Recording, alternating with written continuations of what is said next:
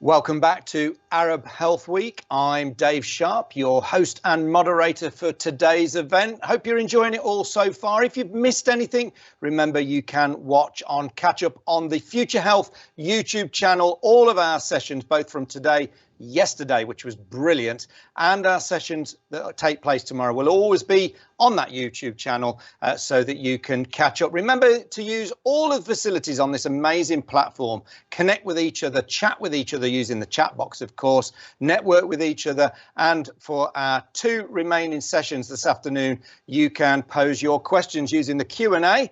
And all you do there, type in your question. If there's a burning question that you see there and you think, yeah, I really want the answer to that, you can vote on it and it'll get nudged up. If in all of that you miss out, don't worry, because we're also on social media using the hashtag Arab Health Week. If you go to that hashtag, either on Twitter, Facebook, LinkedIn, and Instagram, you'll find us there and you'll be able to continue the conversation. Today, yesterday and tomorrow is all about creating this global community of healthcare professionals so that we can share best practice, we can collaborate, we can get in touch so that when we meet again in person in the future, we've got that momentum already built up and we're ready to go, hit the floor running. So let's crack on with our next speakers. They're both from the World Health Organization. You'll hear from them both separately giving presentations. Then there's a chance for me to ask your questions in the Q&A after. First up, you'll hear from Michelle Funk. Michelle is Unit Head of Policy Law and Human Rights for the Department of Mental Health and Substance Use. And then you'll hear from Dr. Ahmed Hankir. He's the Academic Clinical Fellow in General Adult Psychiatry at King's College London. You'll hear both of their presentations and then my chance to chat with them. Enjoy.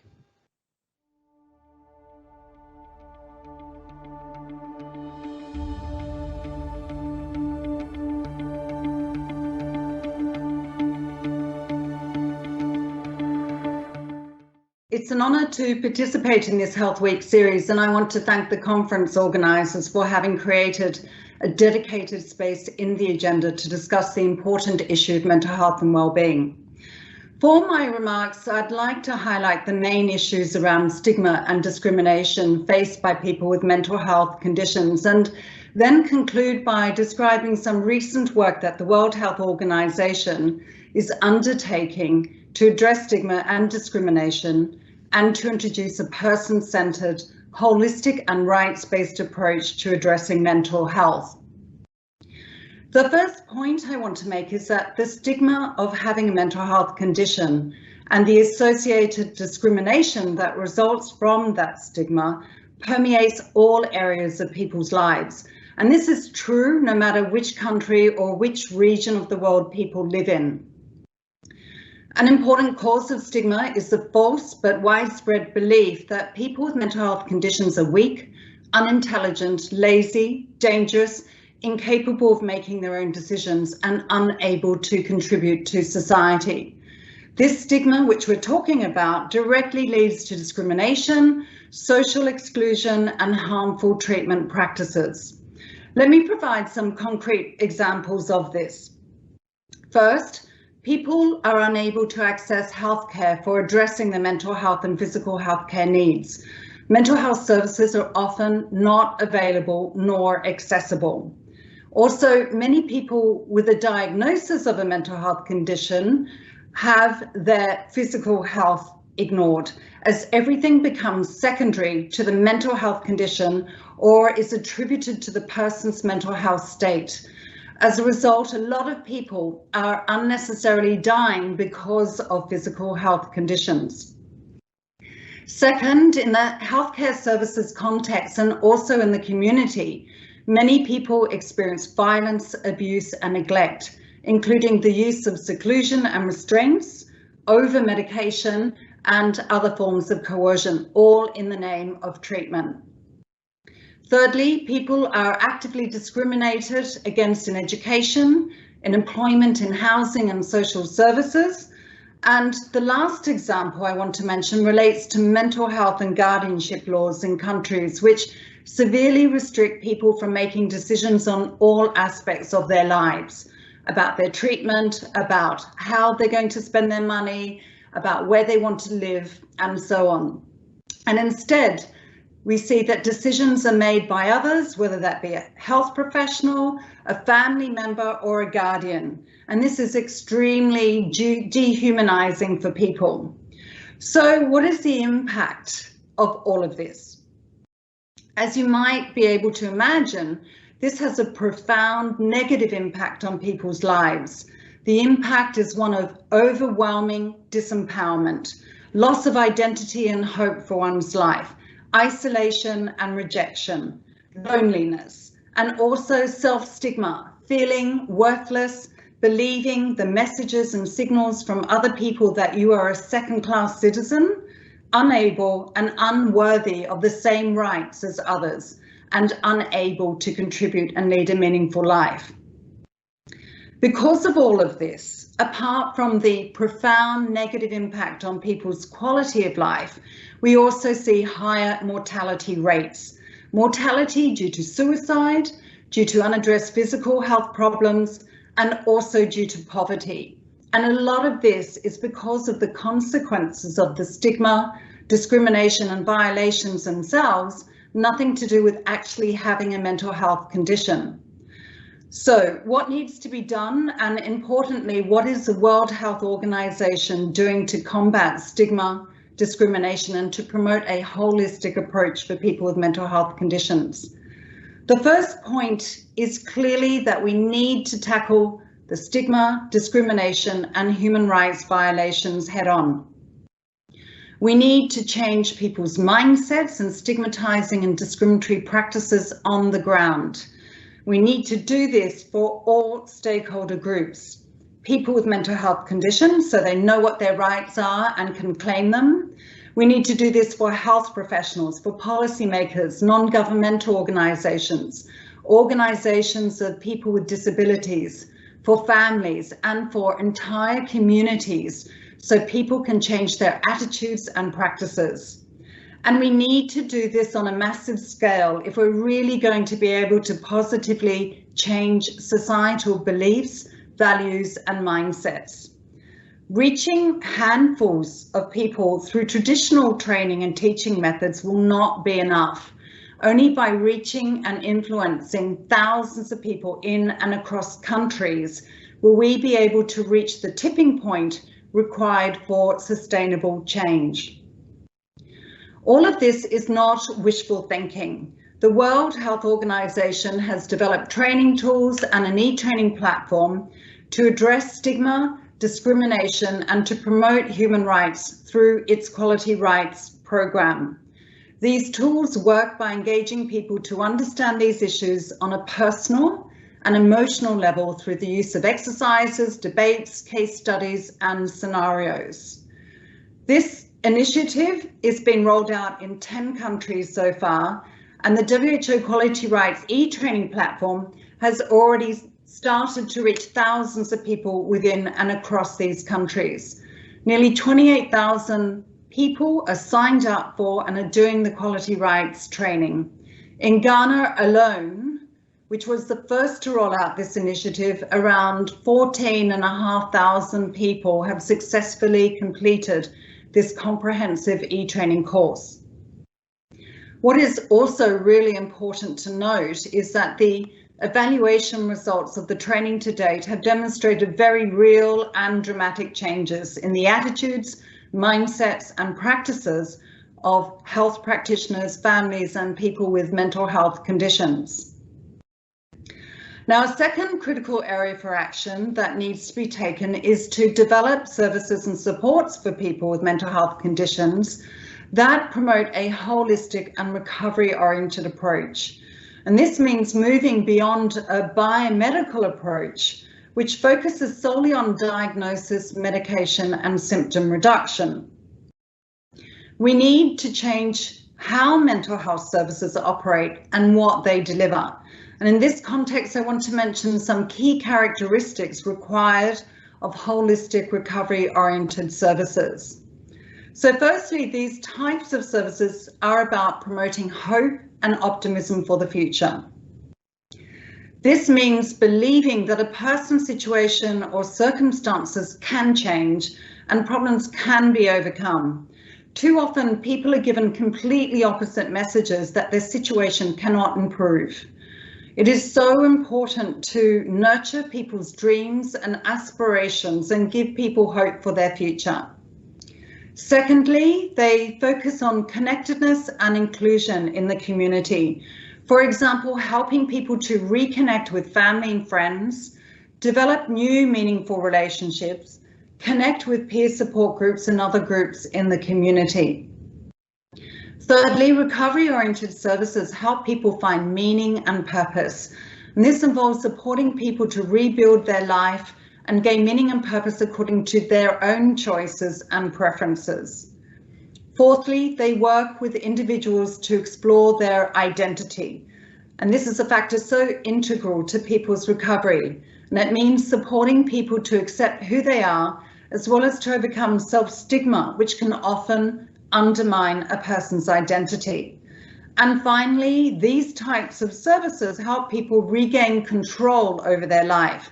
This means acknowledging that the person concerned knows what is best for them in their recovery journey, that they are the driver of that journey, and that their will and preferences must be respected. Having said this, I'm very pleased to announce that the World Health Organization has just finalized new guidance for countries to develop community mental health services that implement the holistic and recovery-oriented approach that I've just described. The aim of this new guidance is to show policymakers, service providers and other key actors that such services exist and make a real and positive difference in the lives of people with mental health conditions, and also to inspire them to take action to invest in and develop these services in their countries. In conclusion, addressing stigma, discrimination and violations requires fundamental changes to deeply entrenched attitudes, practices and services. Multiple actions need to be taken. None alone will be sufficient as a solution. Whole systems need to change. And these actions are necessary, not just because they are a good thing to do, but because they are essential to ensuring that people with mental health conditions are no longer treated like second-class citizens, but are instead finally able to enjoy the same rights and freedoms as everybody else. Thank you very much.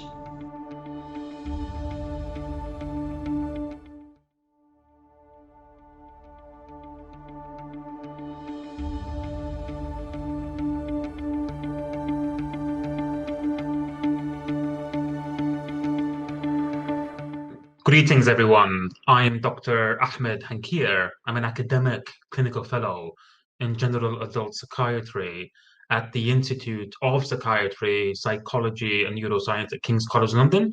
And the title of my talk is The Wounded Healer, Harnessing the Power of the Performing Arts and Storytelling to Challenge Mental Health-Related Stigma.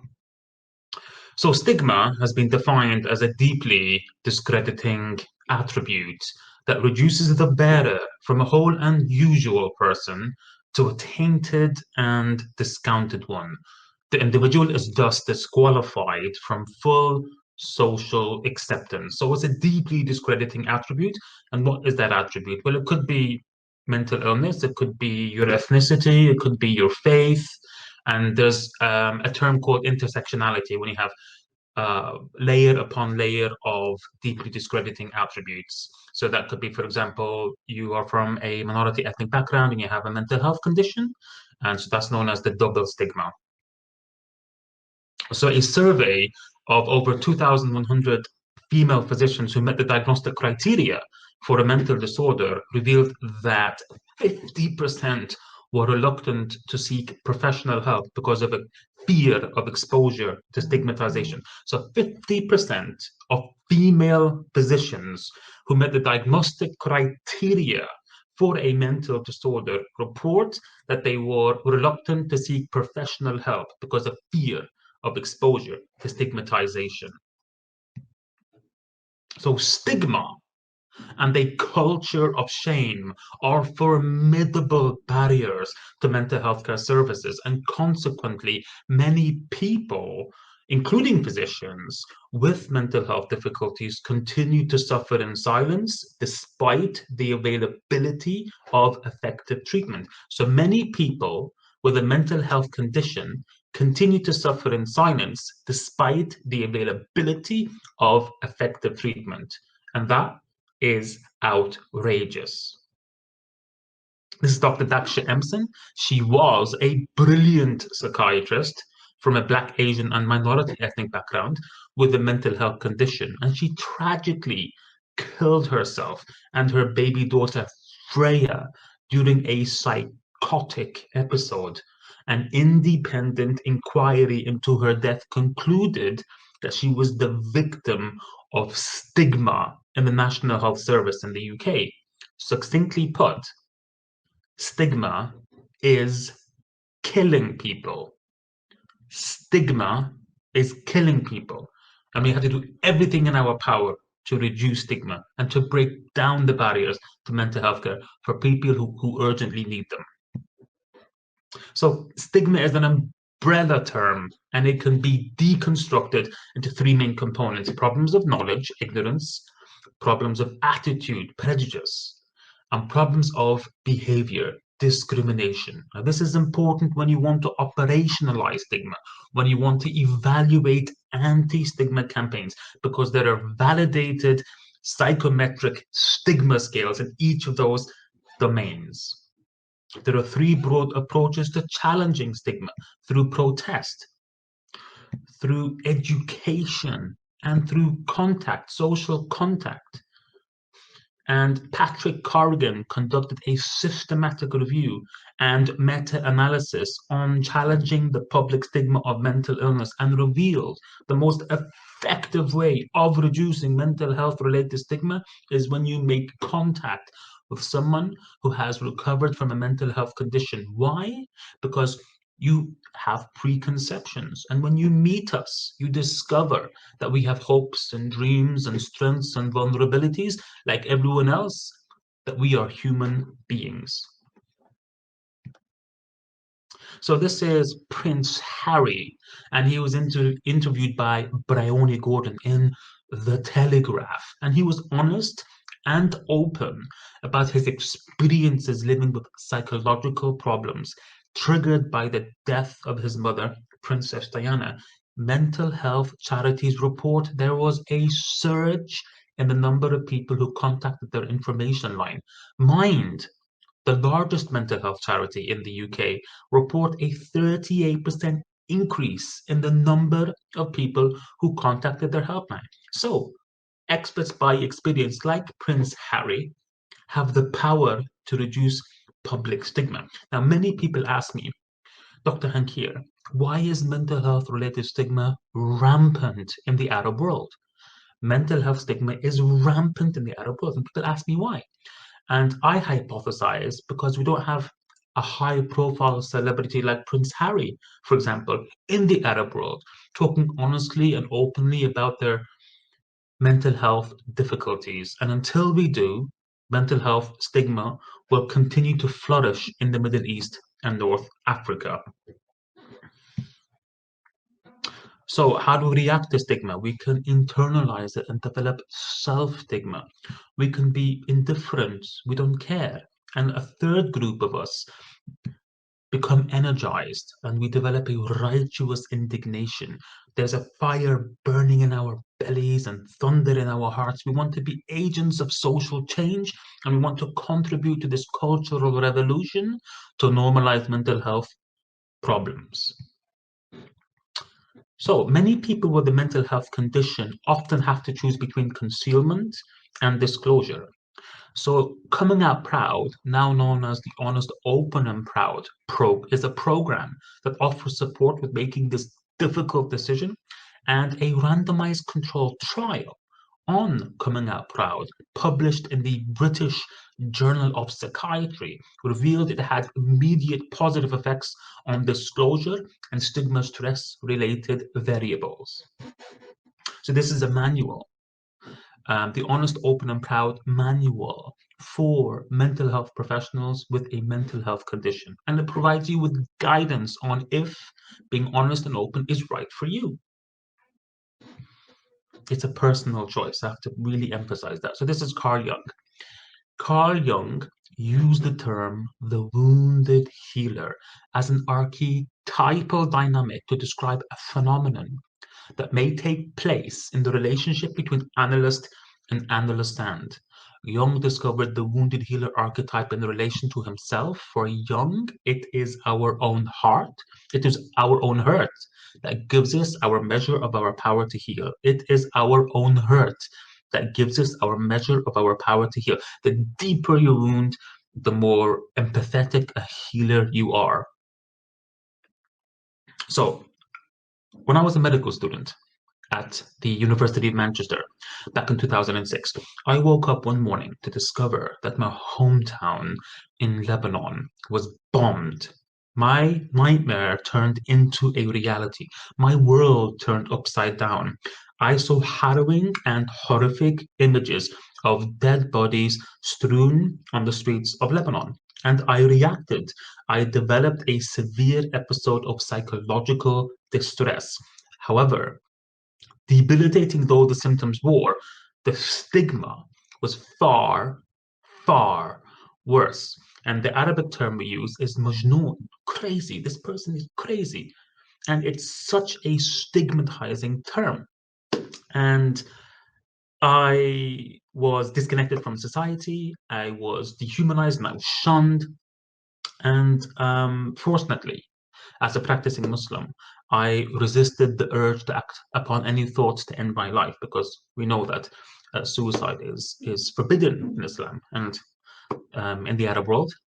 These are Muslim majority countries. So our faith is a protective factor. So I gradually recovered, but before I did, I encountered many of these beliefs, these perceptions, these attitudes that people have mental health problems will never recover, that we are doomed to underachievement. Is that a fact, or is it a myth?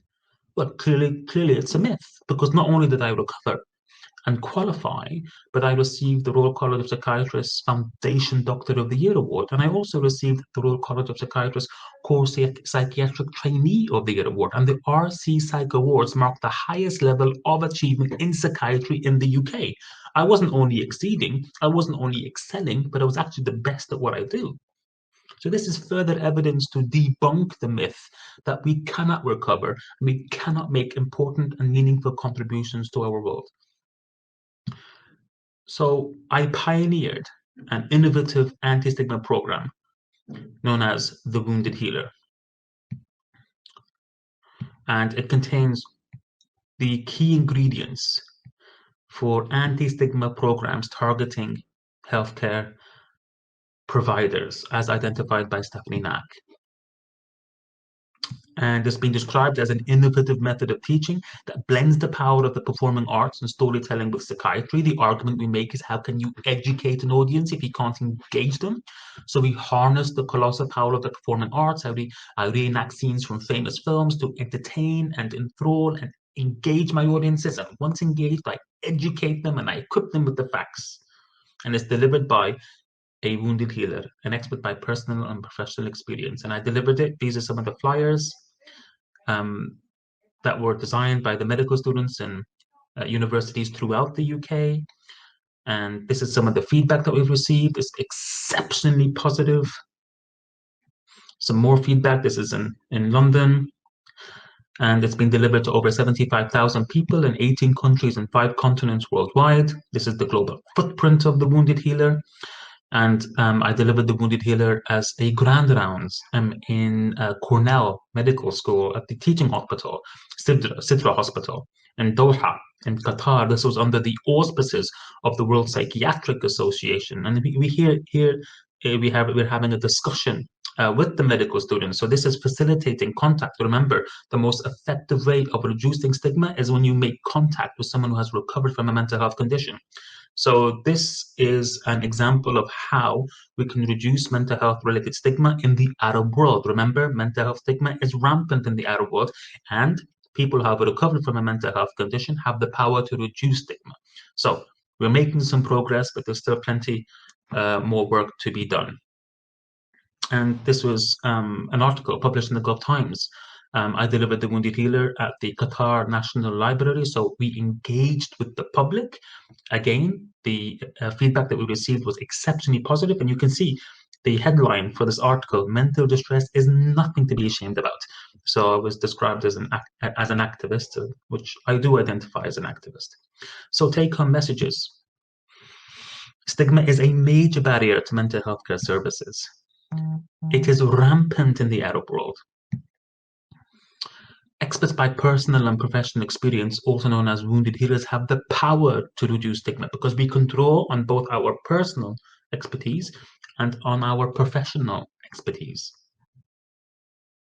And more robust research on stigma in the Middle East and North Africa region is urgently needed. Thank you very much.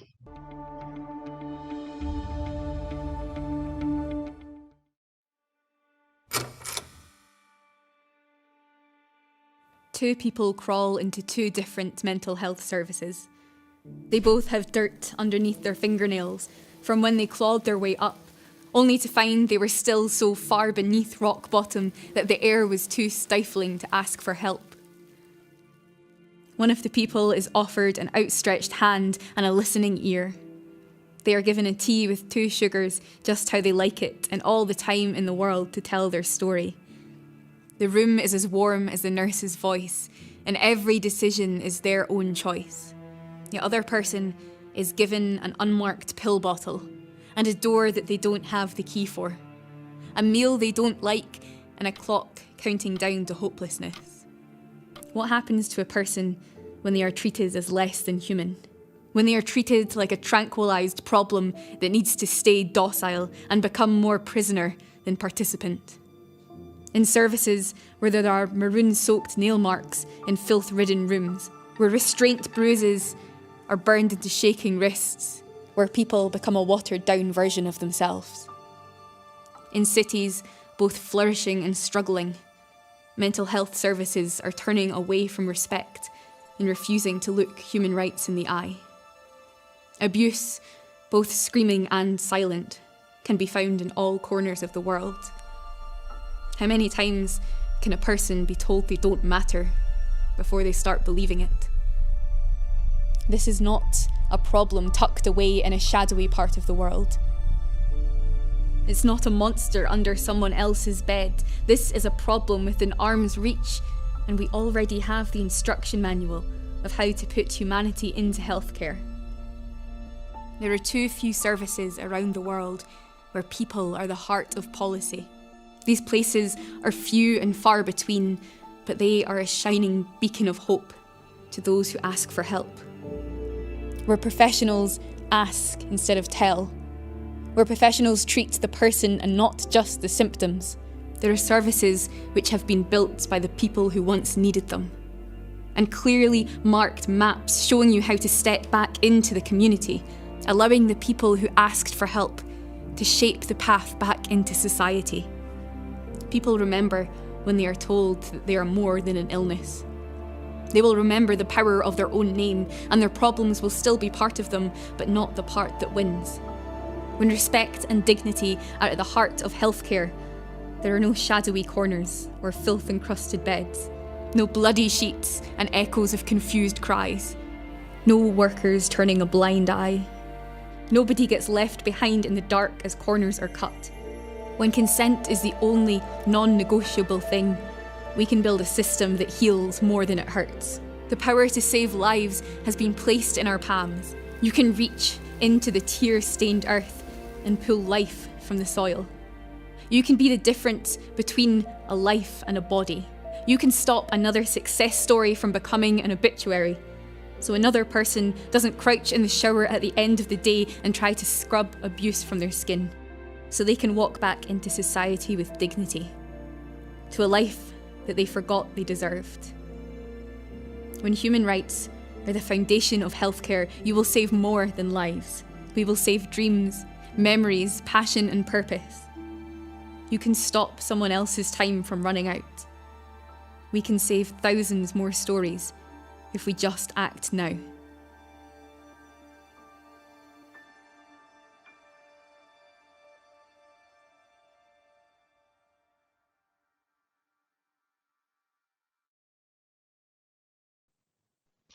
And I'm delighted to say that Michelle and Ahmed join us now live for our Q&A. Thank you guys, really powerful video there, powerful presentations from both of you, but also hopeful. We talk more about mental health, certainly in the UK, than we used to, but there's a lot more that we can do, isn't there, Michelle? Absolutely. And I think what's been really, we always have to look at some positive aspects of the COVID-19 pandemic, and certainly what's come from that is a much more awareness around mental health, what causes mental health problems, and that we urgently need to address this as an important health and social issue. And Ahmed, of course, you've gone on an education program, which is all about destigmatizing and tooling people up, I guess, and raising awareness. But that needs to be rolled out worldwide, doesn't it? Absolutely, absolutely. And we need to harness the power of technology. We need to digitize anti-stigma interventions so we can reach out to as many people as possible, so that we can instill into the hearts and minds of people the seeds of hope, because many people with mental health conditions, they can succumb to despair. And so we need to collectively normalize mental health conditions, and we need to debunk the many myths that abound, because the reality is that people with mental health conditions, we can recover. And that's the message of hope, isn't it? This idea that we can recover. Michelle, people always ask, wherever services are concerned, you know, but there's a cost, that there needs to be funding. I mean, there are things that all of us can do that cost nothing to improve the situation, but it does always seem to come back to funding and maybe expecting, you know, organisations to take the lead, but actually communities, individuals, society can take the lead. Does funding matter? Well, actually, funding does matter. And certainly the message I would like to give is that governments really do need to invest in mental health. They need to invest in developing good quality mental health services that are really putting people first in the picture, and that are really providing a holistic approach to helping people with their problems, just rather than focusing on a very narrow medical approach, which is just focusing on diagnosis and symptom reduction. So we need services that are looking more at the context of the person in their life, their challenges, and helping them overcome them, bringing hope that they can recover and have a very fulfilling and meaningful life. So yes, governments have to invest more in mental health, but there's also a lot that individuals and communities can do. First of all, everyone has a responsibility to understand mental health, to reflect on their own mental health, to then also just learn as much as possible about it, and then to be there for their friends, for their family, people in their environment, to be able to listen to people if they're experiencing challenges, if they notice that people are showing signs of distress, they need to be there, listen and be non-judgmental, and also have a good idea of what resources are out there in the community that people can go to if they need more support. Ahmed, you talk a lot about education, and that builds on what Michelle said there, is that, you know, those days And I remember them well of, you know, toughen up, be a man in my case, you know, big boys don't cry, all of these sayings that my generation grew up with, which meant that we do bottle things up. And we know that male suicide, you mentioned in your presentation about suicide, male suicide, certainly in Western culture, between a certain age is predominant. It's one of the worst causes of death, you know, or the leading causes of death, certainly here in the UK. So we talk about education, but then we have to balance that against some forces that are actually perpetuating mental health issues. I'm talking about social media, of course, you know, people having to feel like they need to comply, or they're being bullied online, or they body shaming, things like that. There's a real challenge here, isn't there, even though we want to do the right thing? Absolutely, absolutely. But with every challenge, there's an opportunity. Now, I want to be abundantly clear. There is no health without mental health. What is mental health?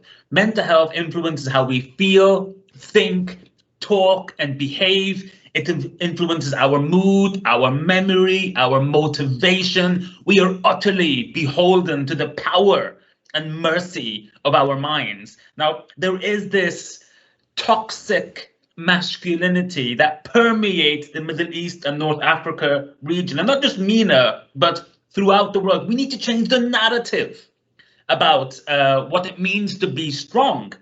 And seeking help is a sign of strength. It's not a sign of weakness. We cannot bottle all of these emotional problems that we have, and the mental health problems and the psychological problems, but we need to be able to talk about these, because when you express yourself, and I'm certainly talking on behalf of myself, expressing myself can be hugely empowering, dignifying, therapeutic, and even cathartic. So there is no shame in experiencing mental health difficulties, and there's certainly no shame talking about them.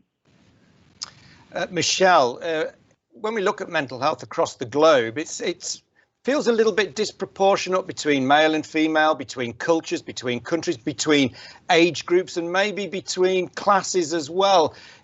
It's not a single approach to this, is there? No, well, we see a great deal of variance in people experiencing mental health issues across different regions and parts of the world.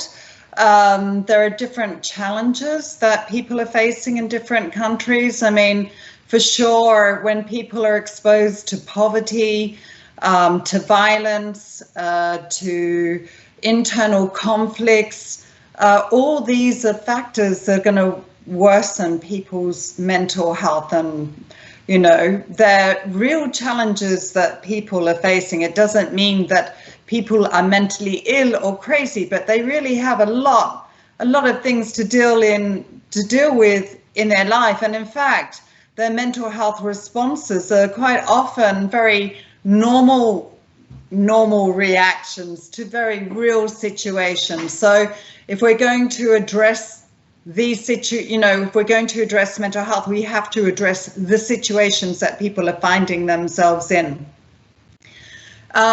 We also, so that's, you know, mental health, and the challenges are going to differ according to the different countries. We also see, you know, mental health challenges tend to increase with older people in certain countries, and a lot of, and again, there's always an interaction with the country and the region and the social dynamics in a country. So, you know, in high income countries where, you know, families are not as cohesive as they may have been in the past, or in different cultures, you see a lot of older people who are living on their own, being isolated without the sort of community contacts that they may have had in their younger days. And this is a huge cause of mental health issues with older populations. So different population age groups have different mental health challenges, and so do the different regions. And any mental health intervention or strategy that's put in place needs to be very sensitive to the specific challenges of the different groups.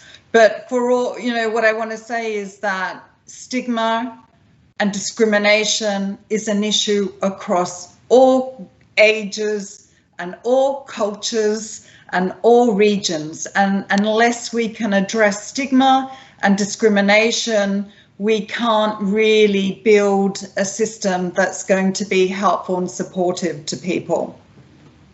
And that's where governments and organisations can step in. Ahmed, you mentioned there the responsibility that people should take on board to recognise whether someone else is struggling, someone they know, and then maybe reach out to them. But how do we recognise it in ourselves?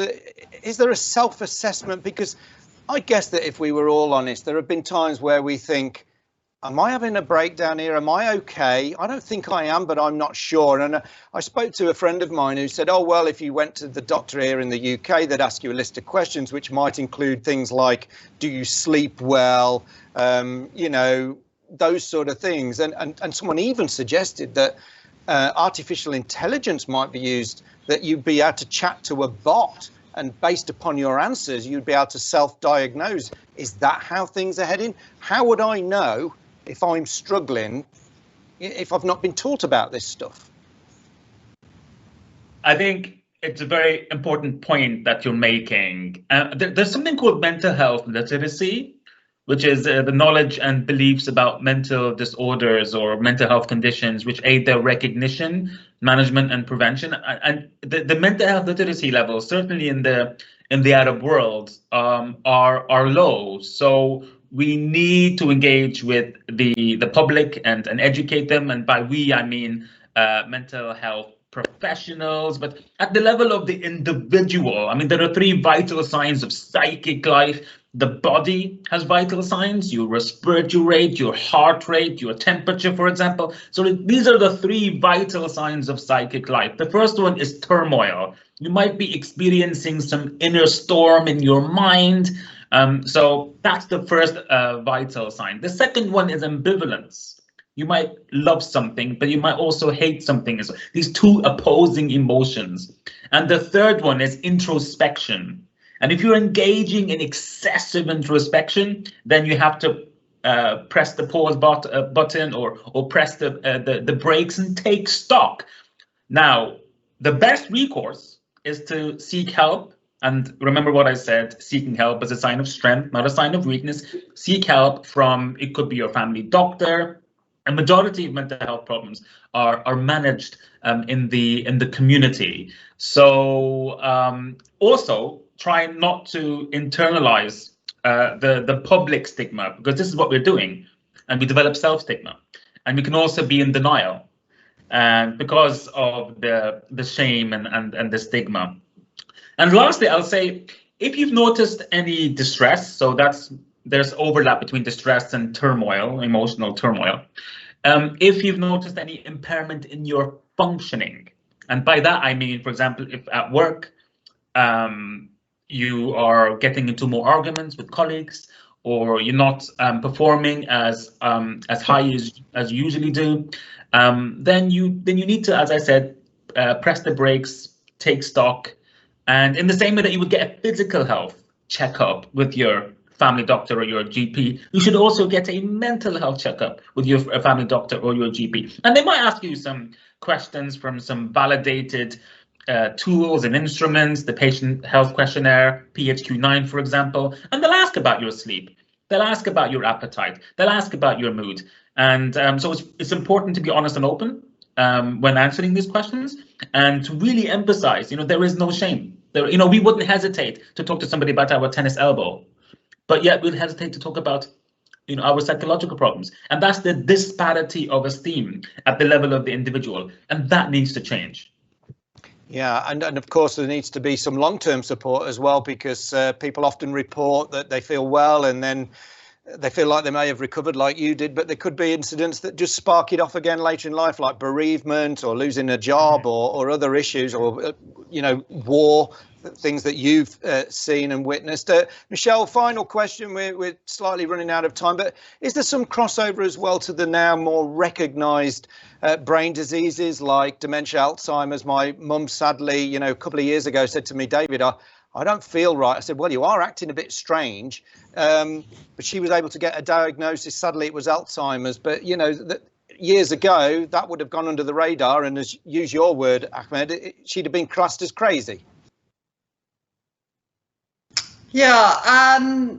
So, I mean, people who will have neurological diseases, as you say, like Alzheimer's or Parkinson's, they're going to be some mental health symptoms, depressed mood, fatigue, confusion. But just to say that that's very different from someone who's has a mental health condition or is feeling low. And it's really, and most people won't have Alzheimer's or neurological disease. So, but just to remember that mental health conditions are not brain diseases. They're not chemical imbalances. And I think that's really important to take note of.